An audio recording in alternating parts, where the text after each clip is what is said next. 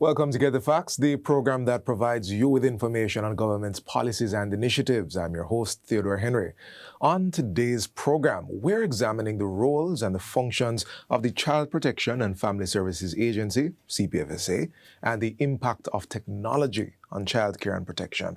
And we have with us Dr. Warren Thompson, Director of Intake, Investigations and Court Services at the CPFSA, who will be providing us with all the facts.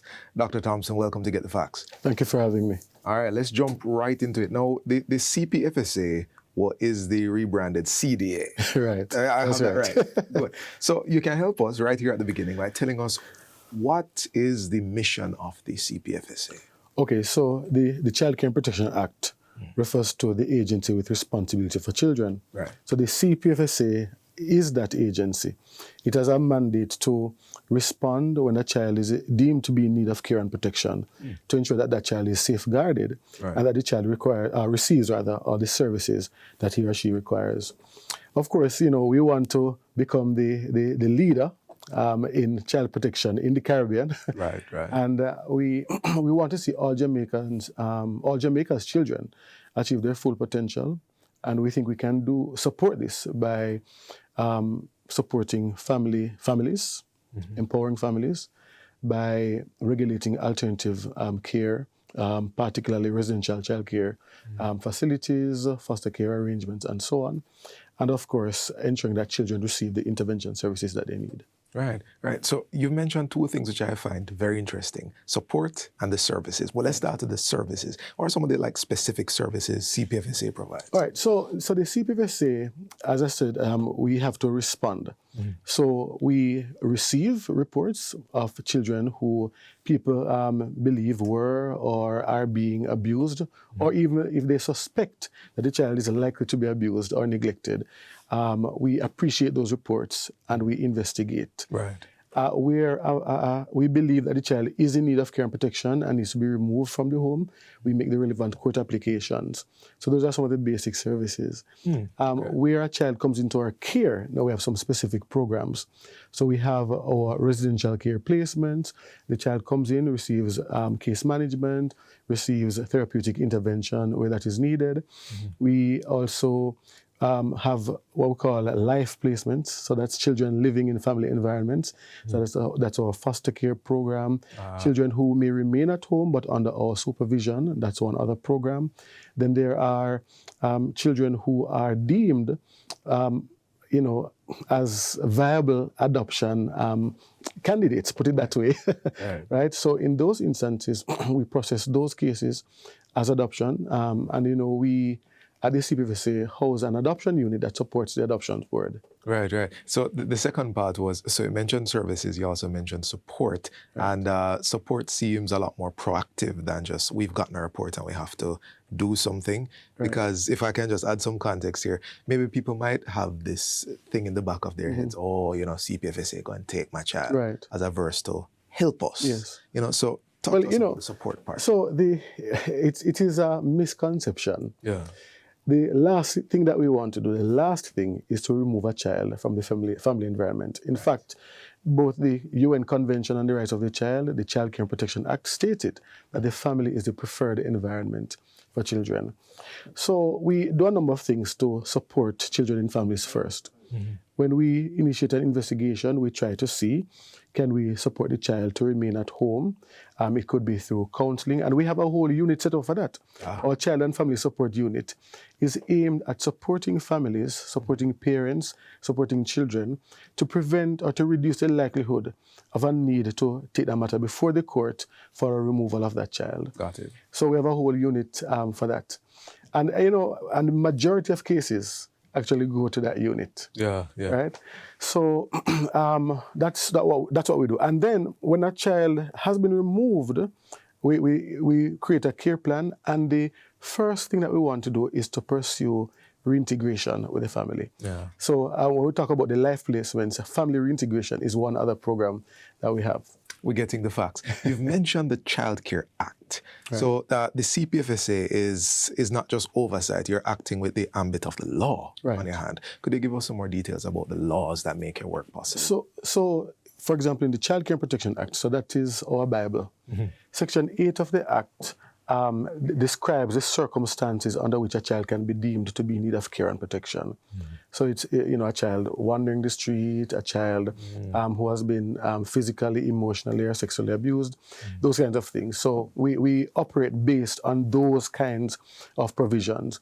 Of course, Jamaica has a mandatory reporting framework, and that is set out in the Child Care and Protection Act. In our assessment of what kinds of cases require interventions, we rely heavily on that act as well as other pieces of legislation. So, for example, the Sexual Offences Act, that will tell us, is this a child against whom a sexual offense would have been committed? Right? We also rely on things like the Trafficking in Persons Act, the Child Pornography Act, the Adoptions Act, of course, and based on the work that we do regarding child abductions and so on, the Children Guardianship and Custody Act. So we rely on a number of pieces of legislation to define the parameters in which we work. You spoke of one unit, the Child and Family Support Unit. Yes. But based on what you just pointed out and underlined from the Act, your responsibilities are broad. And the scenarios in which the CPFSA has to act are broad. Yes. How you go about delivering these services? What other units do you have down there? All right, so we sometimes the Child and Family Support Unit is a unit, but for the other programs we refer to them as desks. So, we have a desk for foster care, desk for supervision, desk for family reintegration. Right. We have transitional living services. So that's children who would have been in care and who are transitioning out of care, progressing to a university, college, and so on. So we support them so that they can successfully transition to independent living. We are currently also rolling out another type of aftercare service for the children who may not matriculate to university or college, but we are supporting them to transition to independent living, notwithstanding them not achieving certain things educationally. Right. So we of course, I told you about adoptions. We have the Central Authority for International Child Abductions.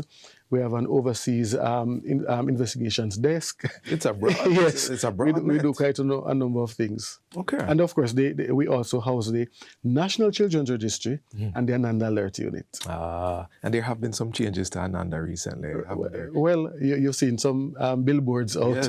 Yes. Right, we are expanding our broadcast network. So we're using digital billboards, the indoor screens in the tax offices and so on to dispatch the Ananda Alert posters so that the public can become more aware when a child is missing and respond if they have any information at all. Just yesterday, our team was out with the police, doing a search for the 12-year-old boy in Manchester who has been missing since last Friday. Right.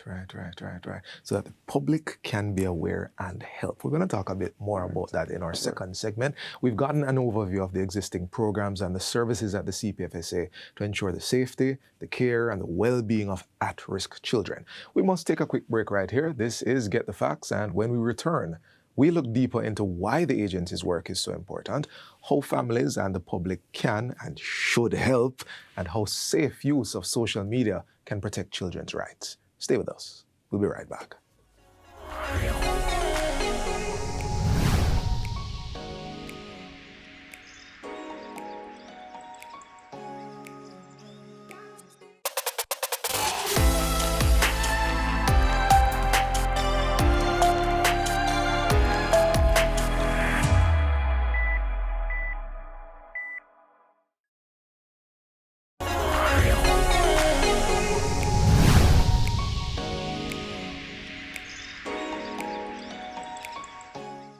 Welcome back to Get the Facts. We're discussing childcare and protection with the CPFSA. Still with us for the conversation is Dr. Warren Thompson, Director of Intake, Investigations and Court Services at the agency.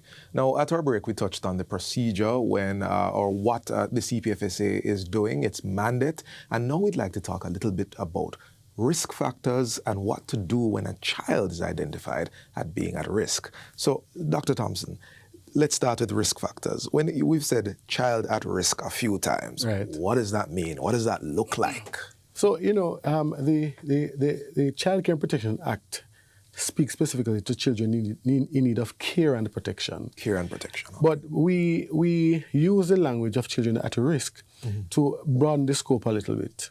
So it could be a child that is going through a particular experience, but is not yet in need of care and protection. So what are some of the things that we look for? Yes. Of course, children who are being physically, emotionally, or sexually ill-treated. You're talking about those who are being beaten, those who are being sexually abused, as I mentioned, and even those who are hearing constant harsh words spoken to them. I've seen cases with children who have had, basically physical manifestations of what they're experiencing emotionally. Right. People are telling them something. They're going to kill them, they're going to hurt them, they're going to do whatever it is. And those children actually develop physical symptoms of that. So that's possible. But look for children who are not being supervised, children who are often, on the streets, children who are what the law refers to as being in moral danger. So you're talking about children who, as I said, are on the streets, who are frequenting massage parlors, bars, shops, buying cigarettes, all those kinds of things that suggest that there's an adult who is not taking care of the child. Those are risk factors that people should look for and reach out to us once they have a child protection concern. Right. Reach out to us. You're segueing into the next one. What do I do? How? So reaching out is easy. You can call us 211. It is a 3-digit number that's easy to remember. 211. It is toll free, and it is operated on a 24-hour basis, 7 days a week. Okay. You can also walk into any CPFSA office. There's an office in every parish, and right now we're going through, working through identifying some locations that we can use as outposts or substations, as it were. So that the people, for example, in the hills of Trelawney don't have to go all the way down to Falmouth to speak to a child protection officer, a children's officer. You can reach out to us on social media at CPFSA JM.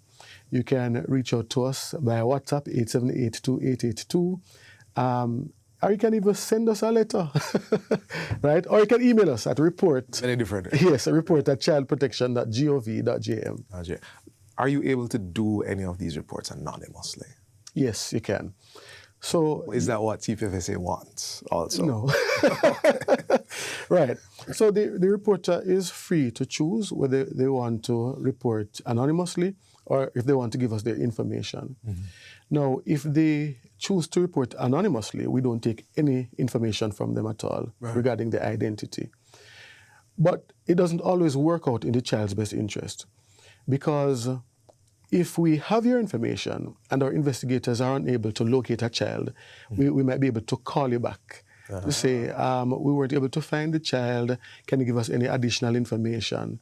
Can you give us some further directions or something like that? Yes. But where you are an anonymous reporter and we need more information, we can't get it from you and we just have to close that case. Right. So the concern that you felt needed to be brought to CPFSA comes to a halt because the information. Right, because we can't get through to you. Right. Now you started touching on what the CPFSA does. So I've done what I should do. I've identified a child in risk. I have reached out by any of the myriad of areas you mentioned. What then happens at CPFSA? So every report that comes to us is treated as an allegation until the investigations prove otherwise. So the first thing to do is to investigate. Right. And where we verify that the allegations are true, we take some actions. It could be to refer the child or the family to other services, victim services, perhaps it's a resource issue, the PATH program. We make various kinds of referrals. If the child is believed to be in real need of care and protection, then we're going to safeguard that child by removing the child from the home environment and laying that matter before the court. Right. In some instances, we won't necessarily remove the child, but we may still lay the matter before the court to say that this child may need to be supervised by the state through the CPFSA. Right.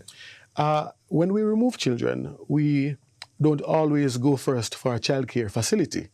If there's a family member who is able to care for that child. I'm familiar. Right. So if we're able to maintain the child in a family setting, we will do so. So let's say the child is with the mother or father, we do a removal. if there's a grandmother who lives elsewhere who is willing and able to provide care for that child while the court proceedings are going on, then we explore those options as well. Got it, got it. So a few of the examples that we've been using so far are offline. Right. But online is now a massive thing. It's everywhere. Different ball game. More and more children have connected devices. Yes. As they can be at risk online too, can't they? Yes, because online they can experience cyberbullying. Yeah. That's one. And we have seen cases of children who have been bullied online. Some who have ended up taking their own lives because they couldn't handle what they were going through online. And then, of course, sexual grooming is another thing that can happen online.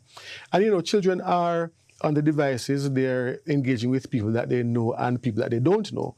You know, on the gaming platforms where they have the multiplayer games, right. You know, they're talking to people in places that they don't know, you know. Yeah. And that exposes a child to a different kind of risk. But Doc, you just mentioned people you don't know. That's also people who are not necessarily even in Jamaica. Right. How can CPFSA treat with that? I don't know if there's a way that we can. You know, it is the way of the world right now. Mm-hmm. I think parents have to just be vigilant in monitoring what their children are doing and in encouraging their children to engage in safe online practices. I mean, you can talk to somebody somewhere else in the world. I think where the danger comes is if there's somebody who may encourage a child to meet up with them somewhere, right? Or someone who is abusing the child online, saying hurtful things. And while we do have a Cybercrimes Act in Jamaica that speaks to malicious communication, where the offender is in another jurisdiction, it is not so easy for that kind of crime to be investigated and prosecuted. Right. So it then comes down to those who are around the child, those who have empowered the child, giving them this device to take certain steps. Yes. Right. So parents and family supporting the CPFSA online. Right. Give us maybe 2 or 3 things they can do. Well, so, and I think I shared this with you some time ago, right? Parents can enter into contracts with their children. I think Safe Kids Online has some model contracts that parents can use. Teach children how to, what is acceptable or what is appropriate online and what is not.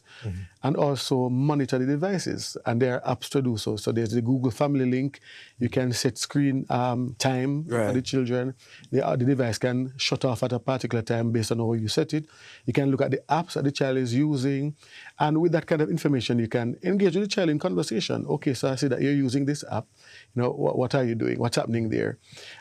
You can also you decide what the child is able to do on the device. So you decide if the child can download a game or, you know, a gaming platform. You decide what the child downloads on that device. And you should be able to blacklist content as well. Right, yes. Yes. I believe. Yes. Right. Okay, so, and Doc, I think we should underline this.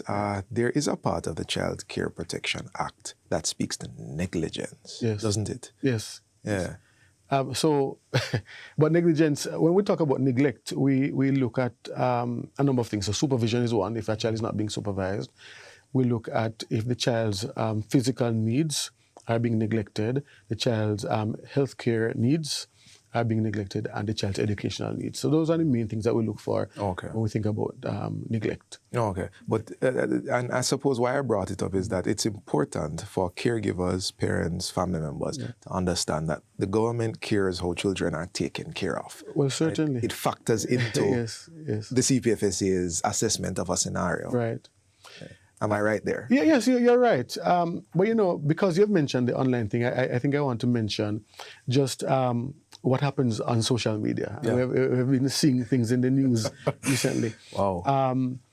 So we are also monitoring social media spaces because we would have seen where people are engaging in behaviors that suggest that they are not acting in the children's best interest, the children that are around them or other children. So we monitor social media, but of course we rely on the public, those people who are watching the TikTok live videos, those who are watching the Instagram, to reach out to us when you see content that you believe is not in a child's best interest, or one that raises a red flag for you, that maybe this family or this person or this child needs some kind of intervention. Got it, got it. We're here at the very end of our interview. Okay. I don't know, Doc, why does all this matter, taking care of our children?